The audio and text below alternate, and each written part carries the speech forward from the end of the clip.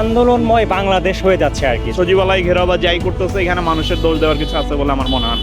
আন্দোলনের মাঝে সাধারণ মানুষ এখন বর্তমানে অশৃঙ্খলায় আছে। অনেক মিটিং মিছিলের কারণে যানজট হয়, মারামারির কারণে যানজট হয়। কখনো সচিবালয় ঘেরাও, কখনো প্রধান উপদেষ্টার বাসভবন ঘেরাও। এভাবেই ঢাকা যেন হয়ে উঠেছে এক আন্দোলনের নগরী হিসেবে। আন্দোলনের এই নগরীতে সাধারণ মানুষ কেমন আছে, আমাদের আজকের জনতার কণ্ঠে থাকছে সেই নিয়ে জিজ্ঞাসা। সাথে রয়েছি আমি মাহদি হাসান।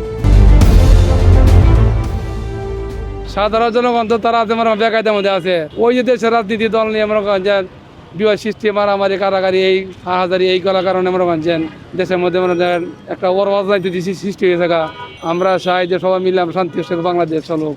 কোনো সময় রাস্তাঘাটে মনে করেন যে যানজট হয়, অনেক মিটিং মিছিলের কারণে যানজট হয়, মারামারির কারণে যানজট হয়, মানে চলাফেরা করতে গেলে অনেক ঝামেলা হয় এই কারণে। আন্দোলনের মাঝে সাধারণ মানুষ এখন বর্তমানে অশৃঙ্খলায় আছে। অসুবিধা অনেক কিছুতেই হয়, যেমন আমাদের রিক্সা চালানোর সমস্যা হচ্ছে, অনেক পথচারী ভাই বোনদের কষ্ট হচ্ছে। পার্সোনালি মনে হয় যে এই দাবি দেওয়ার তো আসলে শেষ নাই, কারণ বিগত যে যত শাসনামল গেছে আসলে মানুষ যে ধরনের অপারেশনের শিকার হয়েছে, যে ধরনের অবস্থায় ছিল, সবারই বিভিন্ন দাবি দেওয়া আছে। এবং এটার মানে জনগণ যেভাবে আসলে দাবি দেওয়াগুলো উপস্থাপন করতেছে, কিছু দুই একটা এক্সেপশনাল কেস বাদে আমার মনে হয় না এখানে জনগণকে দোষ দেওয়ার কিছু আছে, বা যারা তাদের চাহিদা থেকে দাবি দেওয়া নিয়ে আসতেছে তাদের দোষ দেওয়ার কিছু আছে। এখানে গভর্নমেন্টের বা যে সরকারি ক্ষমতায় থাকুক তাদের একটা সুস্পষ্ট প্রসেসের মধ্যে দিয়ে এই জিনিসগুলোকে ঠিক করার দরকার। এটা তাদের দায়িত্ব।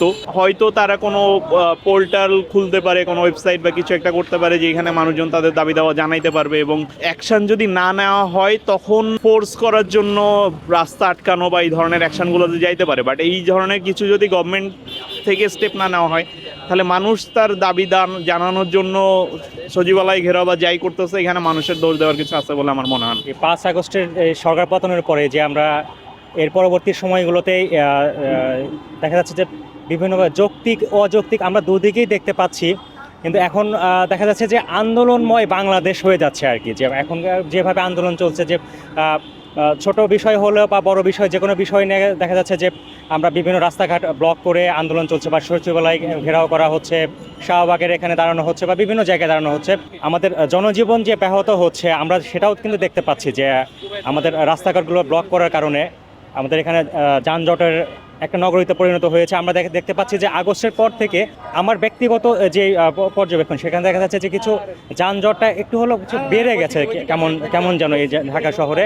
এবং দেখা যাচ্ছে যে এই আন্দোলন করার কারণে দেখা যাচ্ছে বিভিন্ন রাস্তাগুলো দেখা যাচ্ছে সকাল হোক বা দুপুর হোক সবসময় দেখা যাচ্ছে একটা বন্ধ হয়ে যাচ্ছে। আমাদের অনেক সময়গুলো এখানে ব্যাহত হচ্ছে। আমাদের শিক্ষা প্রতিষ্ঠানগুলোর আমরা যাওয়া আসার ক্ষেত্রেও আমাদের সমস্যা হচ্ছে। চাকরিজীবী যারা আছেন তাদের অফিস আওয়ারগুলোতে দেখা যাচ্ছে তারা হচ্ছে জ্যামের সম্মুখীন হচ্ছেন, আবার অফিস থেকে যখন বাসায় ফিরছেন সেই সময় সম্মুখীন হচ্ছেন। আবার এরপর আমরা দেখতে পাচ্ছি যে আন্দোলন এছাড়াও বিভিন্ন সভা সমাবেশও হচ্ছে বিভিন্ন বিষয় নিয়ে, রাস্তা ব্লক করে বা বিভিন্ন জায়গা নিয়ে।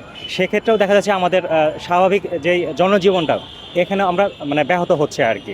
ঢাকা নগরী কেন আন্দোলনের নগরী হয়ে উঠছে, বা আমাদের যারা জনসাধারণ আছে তাদের ভোগান্তি হচ্ছে কিনা, তো এটা দেখতে হবে যে আন্দোলনটা যৌক্তিক কিনা। তো বাঙালি জাতি কিন্তু আন্দোলন মানে রিভলিউশন করা জাতি, যে কোনো যৌক্তিক আন্দোলনে আমরা একসাথে হব, আন্দোলন করব এবং অপশক্তিকে রুখে দেবো, এটাই তো আমাদের মানে হওয়া উচিত। এবং এটা কিন্তু 62-তে হয়েছে, 54-তে হয়েছে এবং 71-এ হয়েছে এবং পরবর্তী 24-এ হয়েছে জুলাইয়ের যেটা আন্দোলন। তো আমরা জানি যে স্বৈরশাসক যেটা ছিল শেখ হাসিনা 16 বছর মানুষের আর্তনাদের একটা ইতিহাস ছিল, 16টা বছর। তো এর মাধ্যমে কিন্তু মুক্তি হয়েছে। মুক্ত হওয়ার পরে কি মানুষ তার ব্যক্ত হয়েছে, মানে যে কোনো সঠিক আন্দোলনে মানুষ, মানে রিক্সাওয়ালা বলেন, আমরা স্টুডেন্ট বলেন বা চাকরিজীবী বলেন, সব জনসাধারণ কিন্তু সমবেত হয়ে আন্দোলন করা শরিক হয়েছে। এবং প্রতিটা দিন আমাদের যাচ্ছে, এটা স্বাভাবিক গতিতে যাচ্ছে। তো আন্দোলনটা আমরা স্বাভাবিক জীবনে ব্যাহত হচ্ছে কিনা, তো সমস্যা হয় না তা না, কারণ ঢাকা শহরে সময়ের সবচেয়ে বেশি ইম্পর্টেন্ট থিংস হচ্ছে আমাদের মূল্যবানটা হচ্ছে সময়। তো আমাদের দেখতে হবে যে আন্দোলনটা যৌক্তিক কিনা। তো যৌক্তিক হলে অবশ্যই আমরা পাশে দাঁড়াবো। আর আমরা যখনই আন্দোলন করি না কেন, তো রাস্তা বা পারাপার রাস্তার যে বিষয়গুলো আছে আমরা সেটা অবশ্যই যারা আন্দোলন করি এবং যারা উভয় পক্ষকে এটা মেনটেন করা উচিত। তো সব মিলে আশা করি যে যেটা হচ্ছে তো আসলে ভালোই হচ্ছে।